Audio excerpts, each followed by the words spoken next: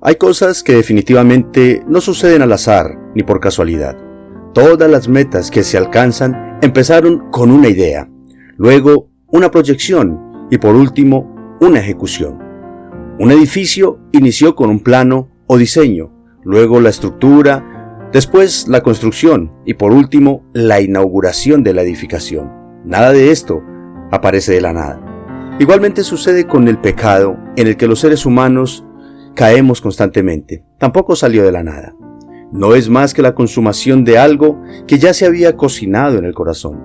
En nuestro devocional de hoy, Santiago nos enseña con una claridad impresionante cuál es ese proceso de la tentación. Soy el pastor William Zúñiga de la Iglesia Renaciendo en Cristo. Quiero compartir contigo el poderoso mensaje que nos enseña esta mañana Santiago en el capítulo 1, versículos del 13 al 15. Dice la Escritura: que nadie diga cuando es tentado, soy tentado por Dios, porque Dios no puede ser tentado por el mal, y Él mismo no tienta a nadie, sino que cada uno es tentado cuando es llevado y seducido por su propia pasión. Después, cuando la pasión ha concebido, da a luz el pecado, y cuando el pecado es consumado, engendra la muerte. De entrada, Santiago deja claro que de ninguna manera nadie puede decir que ha caído en pecado, porque Dios lo indujo con alguna tentación. Empezando porque Dios sí prueba la fe de las personas a través de las diversas circunstancias que el hombre experimenta. Pero las pruebas de fe nunca son ni serán tentaciones para incitar al creyente a que peque. En los versículos anteriores, el autor de esta carta ha mencionado una serie de pruebas que puede afrontar el creyente, pero son pruebas que se deben entender como un examen que conduce al creyente a la perseverancia y a la madurez. De ninguna manera se debe interpretar o utilizar estas pruebas como pretexto o presión por parte de Dios para empujarlos al pecado y a la muerte. En otras palabras, Santiago no niega que Dios prueba a su pueblo, a sus hijos, pero sí niega rotundamente que Dios tenga intenciones malignas cuando prueba a los hombres como para conducirles a pecar. Para dejar este principio completamente claro, el autor presenta lo que podríamos llamar la anatomía del pecado. La verdadera fuente de la tentación es el mismo corazón pecaminoso del hombre, es decir, viene de adentro, no de afuera. Santiago dice, por su propia pasión. No se refiere exclusivamente a la lujuria, sino a cualquier ansia intensa de tener o hacer algo que es inadecuado o prohibido. Este es el comienzo del pecado, cuando en el hombre se despierta el deseo intenso por algo que no proviene de Dios. Luego, cuando le permitimos a ese deseo prohibido que se incube dentro de nosotros, en el original quiere decir quedar embarazado, empieza a empujar hacia afuera. Lo que inició con un fuerte deseo, ahora ha avanzado y ha tomado vida. Ya dejó de ser un mal pensamiento, dejó de ser un deseo para pasar a ser pecado y está a punto de nacer. En este momento ya está empujando a la persona a actuar pecaminosamente. Y finalmente, cuando se le da rienda suelta, da a luz, pero no para darle vida a alguien, sino para que aquella persona que lo parió muera espiritualmente. El proceso ha terminado. La explicación es supremamente clara e ilustrativa.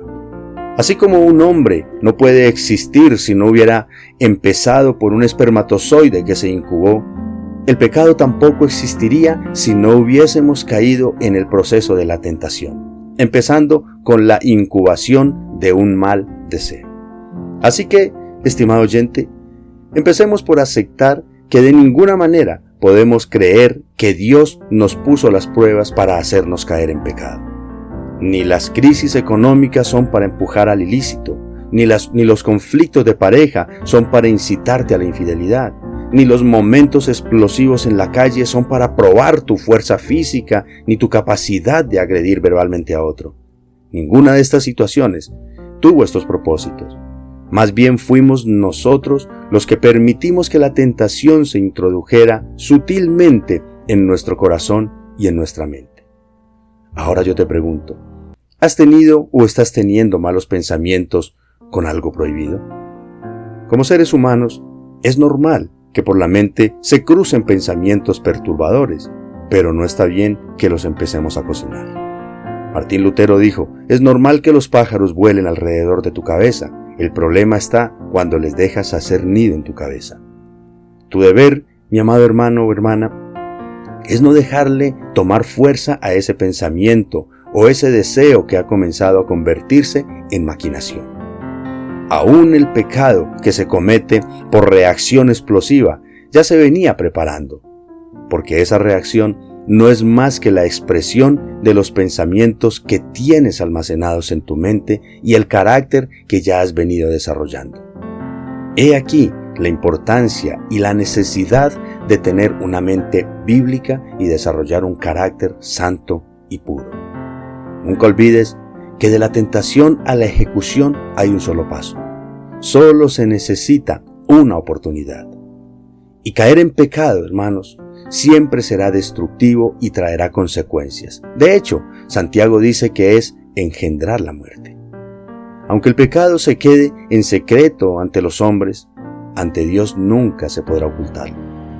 Por tanto, las consecuencias no siempre vienen de las personas cuando se enteran. Las verdaderas consecuencias provienen de Dios. Así que, hermano y amigo que me escuchas, ni Dios, ni tu esposa, ni tus hijos, ni tus padres, ni las circunstancias, ni nadie tiene la culpa de tu propio pecado.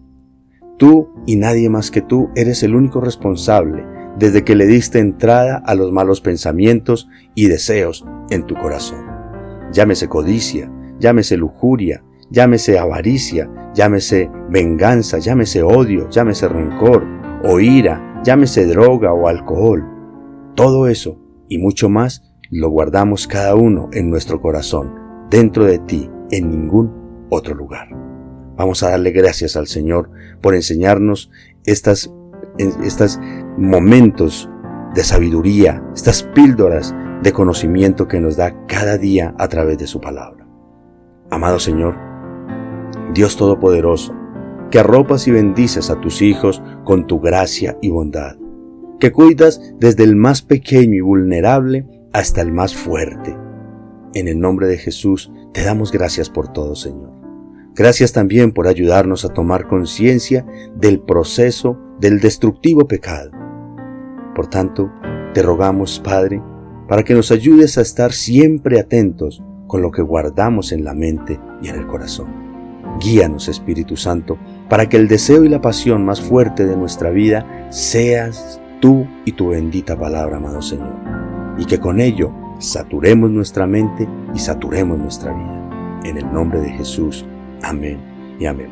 Apreciado hermano y amigo, escucha la bendita palabra del Señor cada día y colócala, atesórala, abrázala fuertemente, con fe y con pasión también, como lo estamos entendiendo en esta mañana, en tu corazón. Que este sea un día para meditar en las Escrituras y llenar tu mente y tu corazoncito de la pureza y sabiduría para poder vencer el pecado que nos asedia. Dios te bendiga, apreciado hermano. Recibe un fuerte abrazo en el amor del Señor Jesucristo y comparte este mensaje. Que estés muy bien.